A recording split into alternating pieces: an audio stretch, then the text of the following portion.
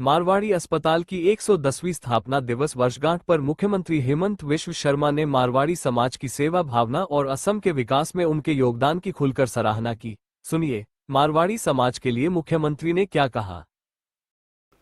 आजिर सभात आमार माजत उपस्थित অসম सरकारों स्वास्थ्य और स्वास्थ्य शिक्षा विभागर सम्मानीय मंत्री अशोक सिंघाल डांगरिया, आमार माजत उपस्थित SMDAৰ सभापति शरद कुमार जैन डांगरिया, आमार माजत उपस्थित रमेश गोयंका डांगरिया, किशोर कुमार साबू डांगरिया, मनोज আগৰৱালা ডাঙৰীয়া, মনীষ খাটুৱালা ডাঙৰীয়া, যশস্বী চিকিৎসাবিদ নুমল বৰা ডাঙৰীয়া আৰু আজিৰ সভাত উপস্থিত আইমাতৃসকল, যুৱক যুৱতী, বন্ধু বান্ধৱীসকল, শ্ৰী মাৰুৱাৰীৰ দাতব্য চিকিৎসালয়ৰ চিকিৎসক, নাৰ্ছ, কৰ্মচাৰীসকল আৰু সন্মানীয় সুধীবৃন্দ, শ্ৰী মাৰুৱাৰী দাতব্য ঔষধালয় 110 সংখ্যক প্ৰতিষ্ঠা দিৱসৰ এই ঐতিহাসিক আৰু পবিত্ৰ ক্ষণত আপোনালোকৰ মাজত উপস্থিত থাকিবলৈ পাই মই সঁচাকৈয়ে আনন্দিত আৰু আজিৰ এই গুৰুত্বপূৰ্ণ দিনটোত মই অনুষ্ঠানটোৰ প্ৰতিষ্ঠাৰ সৈতে জড়িত প্ৰতিগৰাকী জনদৰদী ব্যক্তিৰ প্ৰতি গভীৰ শ্ৰদ্ধাঞ্জলিও নিবেদন কৰিছোঁ। মানৱ সেৱাক জীৱনৰ ব্ৰড হিচাপে লৈ এটা শতিকাৰো অধিক কাল ধৰি যাত্ৰা অব্যাহত ৰখা এই মহান অনুষ্ঠানটোৰ সৈতে জড়িত আটাইকে মই সশ্ৰদ্ধ প্ৰণাম জনাইছোঁ।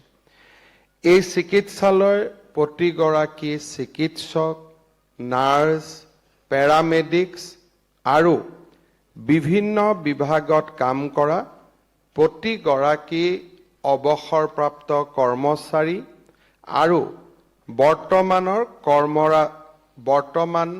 কৰ্মৰত প্ৰতিগৰাকীলৈ মই আজিৰ এই সুন্দৰ দিনটোত অভিনন্দন জ্ঞাপন কৰিছোঁ। আজিৰ এই অনুষ্ঠানটোতে মানৱ সেৱাত জীৱন উৎসৰ্গা কৰা GNRCৰ পৰিচালন সঞ্চালক আৰু অধ্যক্ষ নুমল বৰা ডাঙৰীয়াক আজীৱন সাধনা বঁটাৰে অলংকৃত কৰা হৈছে। মই শ্ৰী নুমল বৰা ডাঙৰীয়াৰ সুদীৰ্ঘ আৰু সক্ৰিয় জীৱন কামনা কৰি ভগৱানক প্ৰাৰ্থনা কৰিছোঁ আৰু এই বঁটাৰ বাবে তেখেতক অভিনন্দন জনাইছোঁ। অম্বুবাচীৰ পিছত আজি নিবৃত্তি আৰু মা কামাখ্যাৰ মন্দিৰৰ দুৱাৰ আজি সকলোৰে বাবে আকৌ এবাৰ মুকলি হৈছে। আজিৰ দিনটো সঁচাকৈয়ে এটা পবিত্ৰ দিন আৰু এই দিনটোত আমি মাৰুৱাৰী দাতব্য ঔষধালয় বা চিকিৎসালয়ৰ 110 বছৰৰ পৰিক্ৰমাৰ আমি ইয়াতে আকৌ এবাৰ মনত পেলাইছোঁ আৰু এই অনুষ্ঠানটিক আৰু 100টা বছৰ আগুৱাই লৈ যোৱাৰ বাবে আমি ইয়াতে পৰিকল্পনাও কৰিছোঁ। মই নিশ্চিত যে এই অনুষ্ঠানটো অনাগত দিনত আৰু আগবাঢ়ি যাব আৰু মানৱ সেৱাৰ প্ৰতি উৎসৰ্গিত হৈ মানুহৰ মাজত কৰুণা আৰু মমতাৰ এক প্ৰতিমূৰ্তি হিচাপে থিয় হৈ ৰব। মানৱ সেৱাৰ প্ৰতি উৎসৰ্গিত শ্ৰী মাৰুৱাৰী দাতব্য ঔষধালয় কেৱল এখন চিকিৎসা প্ৰতিষ্ঠানেই নহয়, ই হৈছে মানৱতা, কৰুণা আৰু নিস্বাৰ্থ সমাজ সেৱাৰ এক উৎকৃষ্ট নিদৰ্শন। সুদীৰ্ঘ 110 বছৰ ধৰি সমাজৰ আৰ্তজনৰ সেৱাত অবিৰতভাৱে নিয়োজিত হৈ এই প্ৰতিষ্ঠানটোৱে ৰাজ্যৰ স্বাস্থ্য খণ্ডক সমৃদ্ধ কৰিছে। ইয়াৰে ভগ্নী প্ৰতিষ্ঠান মাৰোৱাৰী হস্পিটালে আজি গুৱাহাটীৰ লগতে সমগ্ৰ উত্তৰ পূৰ্বাঞ্চলৰ স্বাস্থ্য খণ্ডত এক বিশ্বাসযোগ্য আৰু নিৰ্ভৰযোগ্য স্বাস্থ্য সেৱাৰ কেন্দ্ৰ হিচাপে নিজৰ পৰিচয় অক্ষুণ্ণ ৰাখিব পাৰিছে। অতি কম খৰচত আৰু উন্নত মানদণ্ডৰে দৰিদ্ৰ তথা সাধাৰণ জনতাক চিকিৎসা সেৱা প্ৰদান কৰি এই অনুষ্ঠানটোৱে স্বাস্থ্য সেৱাৰ ক্ষেত্ৰখনক এক অনন্য মাত্ৰা প্ৰদান কৰিছে। জাতি ধৰ্ম বৰ্ণ নিৰ্বিশেষে সমাজৰ অনগ্ৰসৰ তথা দুখীয়া লোকসকলক বিনামূলীয়া স্বাস্থ্য সেৱা প্ৰদান কৰাৰ উদ্দেশ্যে একাংশ মানৱ দৰদী ব্যক্তিয়ে 1916 চনৰ 16 মেত এখন সৰু ঔষধালয় হিচাপে এই মহান অনুষ্ঠানটিৰ আৰম্ভণি কৰিছিল। ভাৰতীয় সনাতন সভ্যতাৰ সেৱা আৰু দানৰ চিৰন্তন সামাজিক মূল্যবোধে আছিল এই ব্যতিক্ৰমী যাত্ৰাৰ আৰম্ভণি।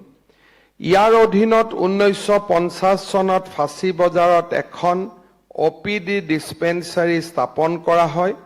পৰৱৰ্তী সময়ত 1985 চনত মাৰোৱাৰী মেটাৰনিটি হস্পিটাল, 2002 চনত Marwari hospital and research centre আৰু অৱশেষত 2016 চনত 151খন বিচনাযুক্ত মাৰোৱাৰী হস্পিটালছৰ পৰিচয়েৰে এই প্ৰতিষ্ঠানটোৱে অবিৰত সেৱা আগবঢ়াই আহিছে।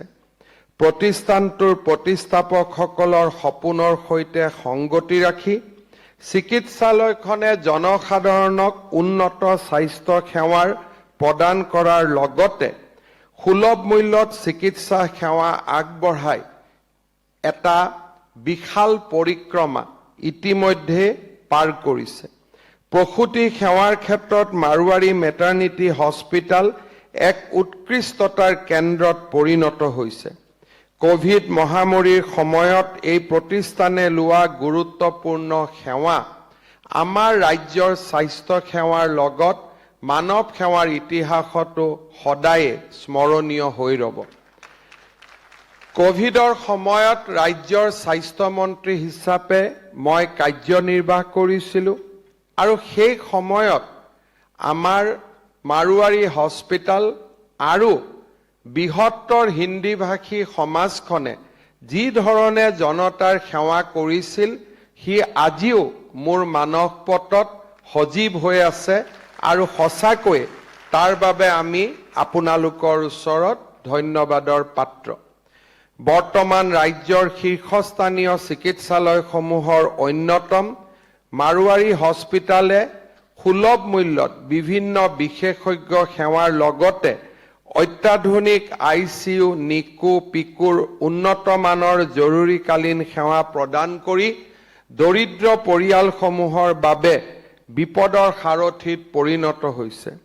দৰিদ্ৰ লোকসকলক সম্পূৰ্ণ বিনামূলীয়াকৈ আজি ডায়েলিচিছ সেৱা আৰু ইয়াৰ অন্যতম ফ্লেগশ্বিপ প্ৰগ্ৰেম দৰিদ্ৰ ৰোগীৰ বাবে মাচুলবিহীন জেনেৰেল বেড স্কিমৰো মই শলাগ লৈছোঁ। প্ৰতি বছৰে চিকিৎসালয়খনে আয়োজন কৰি অহা বিনামূলীয়া স্বাস্থ্য শিবিৰ আৰু বিনামূলীয়া অস্ত্ৰোপচাৰ শিবিৰেও বহু আৰ্তজনক বিশেষভাৱে উপকৃত কৰিছে। মই অত্যন্ত আনন্দিত যে চিকিৎসা সেৱাৰ লগে লগে চিকিৎসাৰ বাবে প্ৰয়োজনীয় মানৱ সেৱাৰ সৃষ্টিটো এই আমাৰ মাৰোৱাৰী হস্পিটালে বিশেষ বৰঙণি আগবঢ়াইছে। 3টা বিভাগত DNB কোৰ্স এই হস্পিটালত আৰম্ভ কৰা হৈছে আৰু শ্ৰীমন্ত শংকৰদেৱ স্বাস্থ্য বিজ্ঞান বিশ্ববিদ্যালয়ৰ অধীনৰ হেল্থ সায়েন্সৰ 4টা ডিপ্ল'মা পাঠ্যক্ৰমো এই চিকিৎসালয়খনে ইতিমধ্যে আৰম্ভ কৰিছে। এটা শতিকাৰ অধিক সময় নিৰলস সেৱাৰে এই প্ৰতিষ্ঠানটোৱে কেৱল চিকিৎসা সেৱাৰ কেন্দ্ৰ হিচাপে নহয় বৰঞ্চ সামূহিক সদিচ্ছা আৰু দাতব্য সেৱাৰ উজ্জ্বল চানেকিৰে সমাজৰ বাবে এক উৎকৃষ্ট আদৰ্শত পৰিণত হৈছে।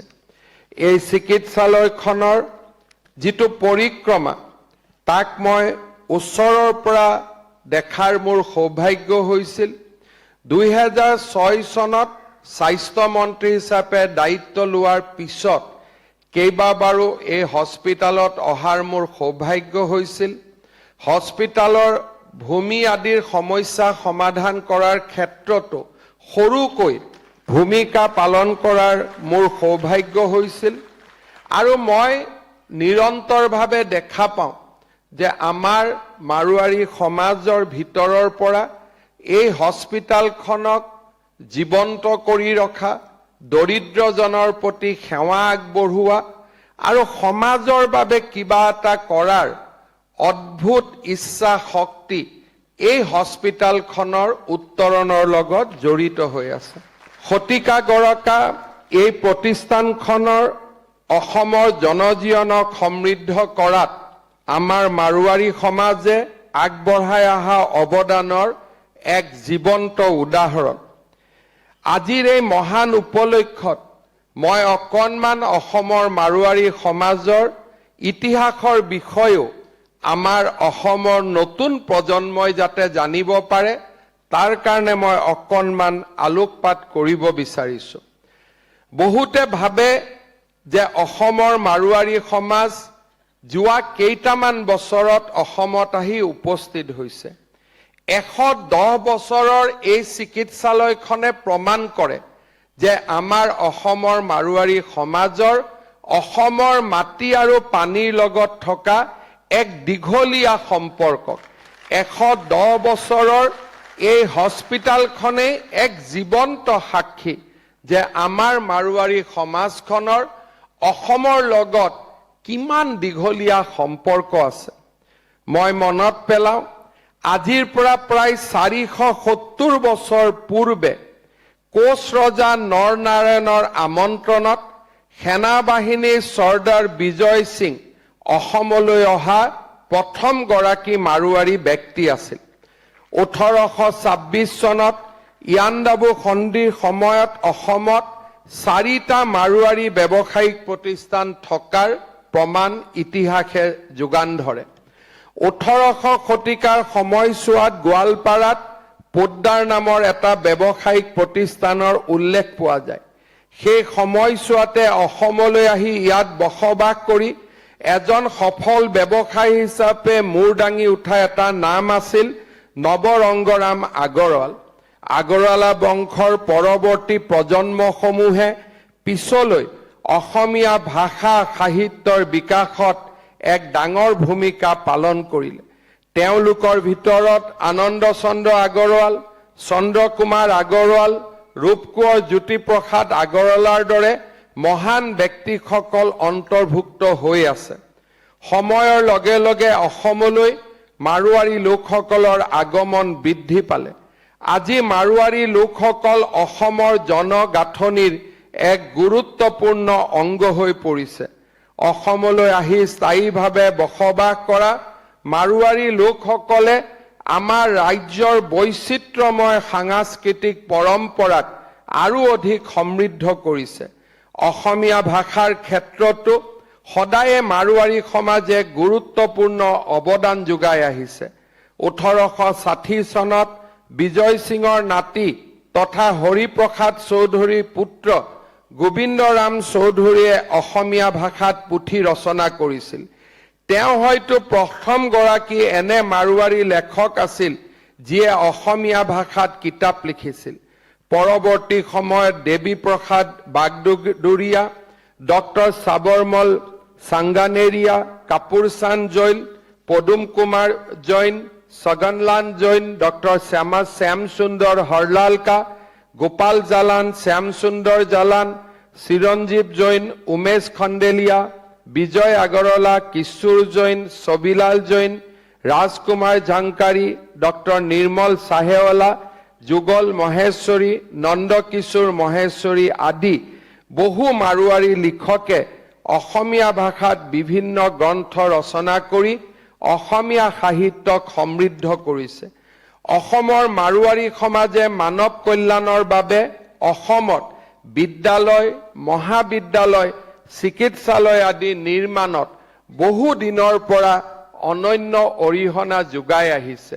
অসমৰ প্ৰতিখন পুৰণা মহাবিদ্যালয়, পুৰণা বিদ্যালয়ৰ লগত কিবা নহয় কিবা প্ৰকাৰে অসমৰ মাৰোৱাৰী সমাজখন জড়িত হৈ আছিল আৰু তাৰ উদাহৰণ আজিও এই বিদ্যালয়, মহাবিদ্যালয়সমূহৰ নামসমূহৰ পৰা আমি অনুভৱ কৰিব পাৰোঁ। ডিব্ৰুগড় চিকিৎসা মহাবিদ্যালয় প্ৰাংগণৰ প্ৰসূতি ভৱন, গুৱাহাটীৰ ভুৱনেশ্বৰ বৰুৱা কৰ্কট প্ৰতিষ্ঠান, শিলচৰ কৰ্কট চিকিৎসালয় আদিৰ দৰে বহু চিকিৎসা প্ৰতিষ্ঠানত মাৰোৱাৰী সমাজে গুৰুত্বপূৰ্ণ অৱদান আগবঢ়াই আহিছে। মাৰোৱাৰী যুৱ মঞ্চ, মাৰোৱাৰী সন্মিলনৰ অধীনত চলাই থকা এম্বুলেন্স সেৱা, বিনামূলীয়া স্বাস্থ্য শিবিৰ, ৰক্তদান শিবিৰ, কৃত্ৰিম অংগ প্ৰদানৰ দৰে এই পদক্ষেপৰ পৰাও বহু লোক উপকৃত হৈছে।